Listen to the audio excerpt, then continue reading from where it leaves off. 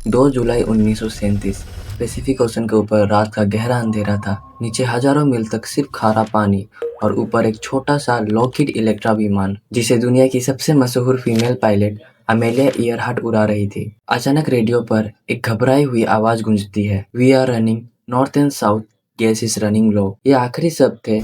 इसके बाद सन्नाटा।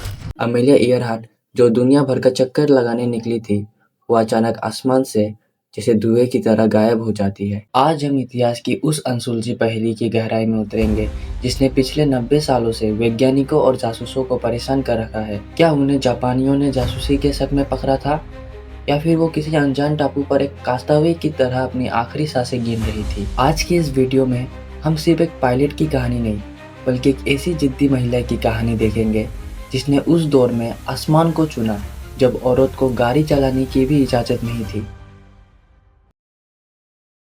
बात है जुलाई 1897 की। कांसास के एक छोटे से घर में अमेलिया का जन्म होता है। लेकिन अमेलिया शुरू से ही वैसी नहीं थी जैसी उस वक्त की लड़कियां हुआ करती थी। 19वीं सदी के अंत में लड़कियों से उम्मीद की जाती थी कि वो गुड़ियों से खेले और अच्छे मैनर सीखे, लेकिन अमेलिया उसे चूहों का शिकार करना, पेड़ों पर चढ़ना और पहाड़ों से फिसलना पसंद था। दोस्तों, इमेजिन करो, आज से 100 साल पहले 7-8 साल की बच्ची अपने घर की छत पर खड़ी है।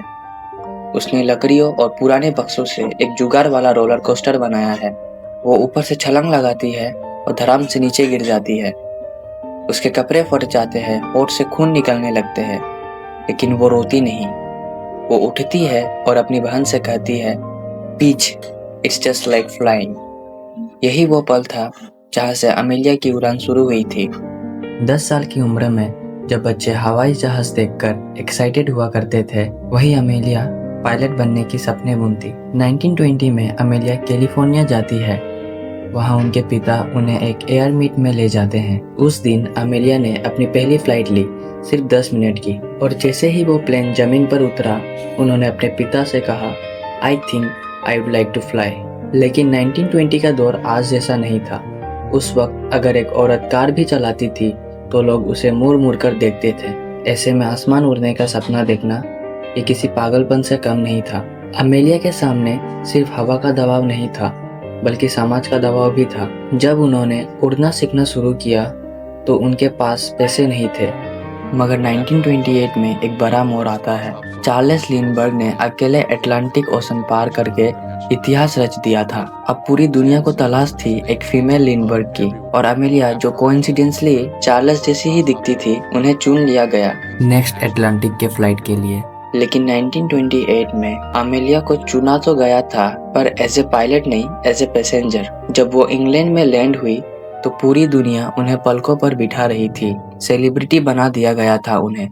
लेकिन अमेलिया अंदर से टूट रही थी, क्योंकि उन्हें खुद पायलट बनना था, ना कि पैसेंजर। उन्होंने अपनी डायरी में लिखा, I felt like a sack of potatoes being carried across the ocean. Amelia को पता था, अगर उन्हें कुछ बड़ा करना है तो उन्हें अकेले उड़ना होगा। ठीक 4 साल बाद 20 मई 1932 को वो न्यू फाउंडलैंड से अकेले उड़ान भरती है। सफर के दौरान प्लेन का अल्टीमीटर खराब हो गया, यानी उन्हें अब पता नहीं चलता कि वो समुद्र से कितने ऊपर है। भारी बारिश और बिजली के बीच उनका इंजन आग की लपटें छोड़ने लगा। पंखों पर बर्फ जमने लगे, जिससे प्लेन भारी होकर समुद्र की तरफ गिरने लगा। लेकिन अमेलिया ने हार नहीं मानी। 14 घंटे और 56 मिनट के बाद जब वो आयरलैंड के एक खेत में लैंड हुई, इसी के साथ वो पहली फीमेल पायलट बन जाती है जिसने पूरे अटलांटिक ओशन को सोलो पार किया हो। यही वो पल था दोस्तों, जब अमेलिया ईयरहार्ट सिर्फ एक चेहरा नहीं रही, वो एक लेजेंड बन गई। उन्होंने साबित कर दिया कि आसमान किसी के जेंडर का मोहताज नहीं होता।